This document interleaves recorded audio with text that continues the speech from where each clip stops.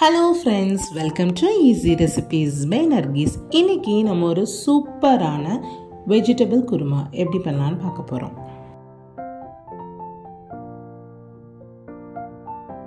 பொதுவாகவே non veg லவர்ஸ்க்கு vegetable குருமானாலே ரொம்ப allergy. ஆனால் இந்த வெஜிடபிள் குருமா கண்டிப்பாக நான்வெஜ் லவர்ஸ்க்கும் ரொம்ப பிடிக்கும்.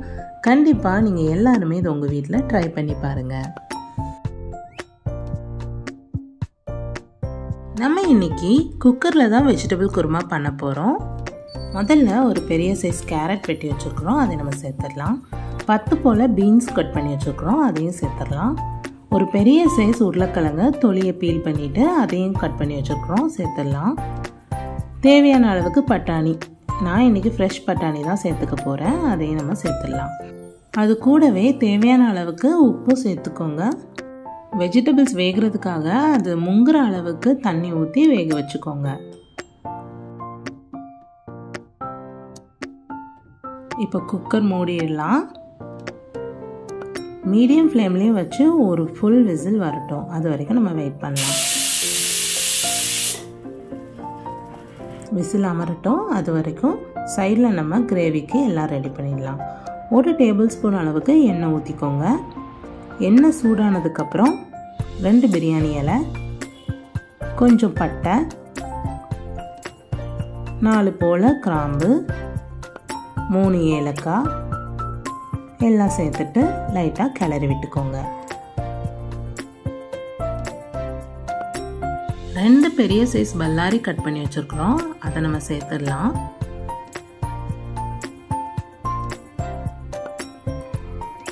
ஹை ஃப்ளேம்லேயே வச்சுக்கோங்க, கரெக்டாக இருக்கும்.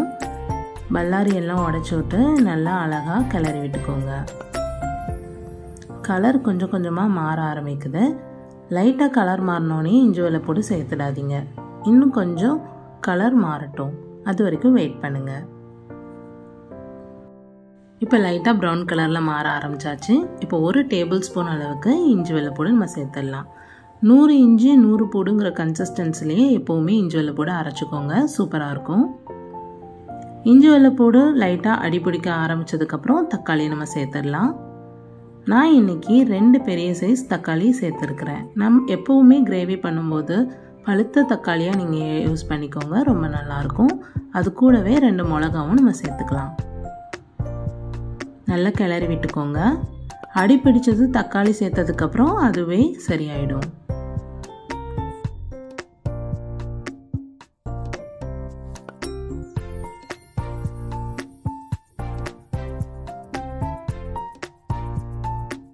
தக்காளி நல்லா வெந்து மசிய ஆரம்பிச்சிருச்சு. இப்போ இதுக்கு தேவையான அளவு மசாலா நம்ம சேர்த்துடலாம்.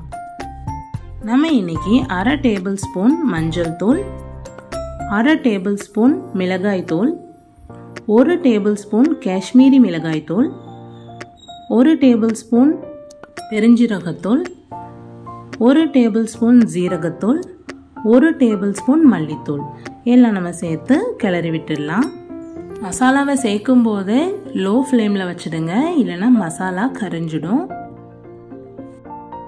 மசாலா, தக்காளி, வெங்காயம் எல்லாமே ஒன்று சேர்கிற அளவுக்கு கிளறி விட்டுக்கோங்க. தக்காளியை நீங்கள் கூடவே மசிச்சு விட்டுக்கோங்க. கிரேவி கொஞ்சம் திக்காக இருக்கிற மாதிரி இருக்கும், ஆனால் எண்ணெயிலே நான் கொஞ்சம் நேரம் வேகட்டும். லோ ஃப்ளேமில் வச்சுருக்கிறனால அடி பிடிச்சிடாது. மறுபடியும் கிளறி விட்டுக்கோங்க. தக்காளியை மறுபடியும் மசிச்சு விட்டுட்டே கிளறிக்கோங்க. இப்போ கிரேவி லைட்டாக லிக்விட் ஃபார்முக்கு மாறிக்கிட்டு இருக்கு.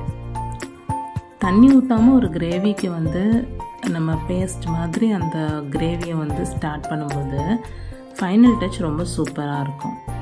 இப்போது விசில் அமர்ந்துருச்சு, ஓப்பன் பண்ணி பார்த்துடலாமா?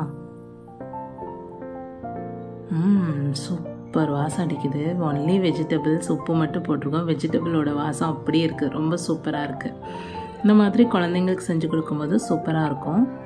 இப்போ எல்லா வெஜிடபிள்ஸையும் இந்த கிரேவியோட நம்ம சேர்த்துடலாம். அதில் இருக்கிற தண்ணியோட நம்ம சேர்த்துக்கலாம், அப்போ தான் மொத்தமாக சத்து கிடைக்கும். இப்போ இந்த கிரேவியும் வெஜிடபிள்ஸும் ஒன்று சேர்கிற அளவுக்கு கிளறி விட்டுக்கோங்க.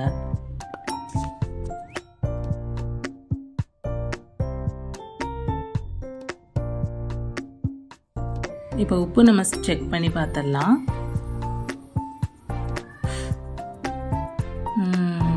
கொஞ்சம் உப்பு கம்மியாக இருக்கிற மாதிரி இருக்குது. அதனால் 1 டேபிள் ஸ்பூன் அளவுக்கு நம்ம உப்பும் சேர்த்துடலாம். கிளறி விட்டுக்கோங்க. கொஞ்ச நேரம் அப்படியே வேகட்டும். இப்போது நம்ம ஹை ஃப்ளேமில் வச்சு குக் பண்ணிடலாம். கொஞ்சம் நேரம் எண்ணெய் பிரியிற வரைக்கும் வெயிட் பண்ணுங்கள். இந்த எண்ணெய் பிரிகிறதுக்காட்டியும் நம்ம இதுக்கு தேங்காய் ரெடி பண்ணிடலாம். தேங்காவை நல்லா அரைச்சி இதுக்கு கிரேவிக்கு ரெடி பண்ணிடலாம். நான் இன்றைக்கி ஒரு முறி தேங்காயில் பாதி முறி எடுத்துருக்கிறேன், தொளி எடுத்துட்டு. அதுக்கப்புறம் ஒரு 10 போல் முந்திரியும் எடுத்துருக்கிறேன். இது எல்லாத்தையும் நம்ம ஒரு மிக்ஸி ஜாரில் போட்டு நல்லா மையாக அரைச்சி எடுத்துக்கலாம். ஒரு 2-3 மினிட்ஸ்க்குள்ளே இது சூப்பராக எண்ணெய் பிரிஞ்சு வந்திருக்கு. இப்போ நம்ம அரைச்சி வச்சுருக்கிற தேங்காயும் முந்திரியோட பேஸ்ட்டை இது கூட சேர்த்துடலாம். சூப்பர் பேஸ்ட் மாதிரி செம கன்சிஸ்டன்சியில் இருக்குது. அவ்வளோ சூப்பராக நம்ம அரைச்சி எடுத்துருக்குறோம். அந்த மாதிரி தான் இருக்கணும். குறகுறன்னு இருந்தால் அந்த கிரேவியோட டேஸ்ட்டே மாறிடும். கூடவே ஒரு பவுல் தண்ணியும் ஊற்றி நம்ம சூப்பராக மிக்ஸ் பண்ணி அப்படியே கொஞ்ச நேரம் அதே மீடியம் ஃப்ளேமில் வச்சிட வேண்டியதான். அது பாட்டில் கொஞ்சம் நேரம் குக் ஆகட்டும். ஒரு 5 to 8 மினிட்ஸ் வரைக்கும் அப்படியே குக் ஆகட்டும்.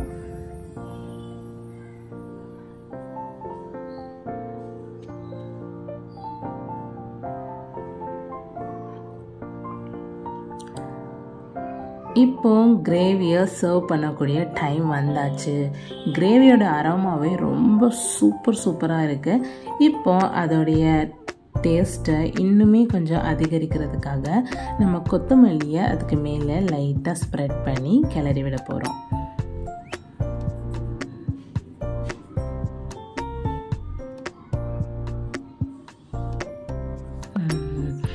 எப்போவுமே இந்த மாதிரி கிரேவிக்கெலாம் அந்த கொத்தமல்லியோட ஃப்ளேவர் ரொம்ப சூப்பரான ஒரு அரோமாவும் ஒரு டேஸ்ட்டையும் கொடுக்கும். அதனால் எப்போவுமே எந்த மாதிரி கிரேவிஸ் எது பண்ணாலுமே அதுக்கு ஃபைனல் டச் இந்த மாதிரி கொத்தமல்லி தூவி விடுறதுக்கு மறந்துடாதீங்க.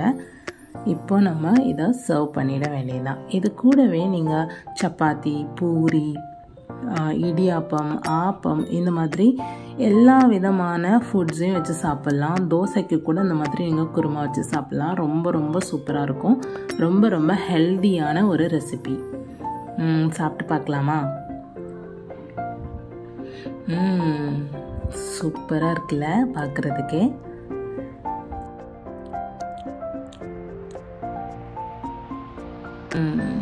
ரொம்ப சூப்பராக இருக்குது. கண்டிப்பாக நீங்கள் எல்லோரும் உங்கள் வீட்டில் ட்ரை பண்ணி பாருங்கள். இந்த வீடியோ உங்களுக்கு பிடிச்சிருந்தா கண்டிப்பாக ஈஸி ரெசிபீஸ் பை நர்கீஸை சப்ஸ்கிரைப் பண்ணுங்கள். Thank you so much.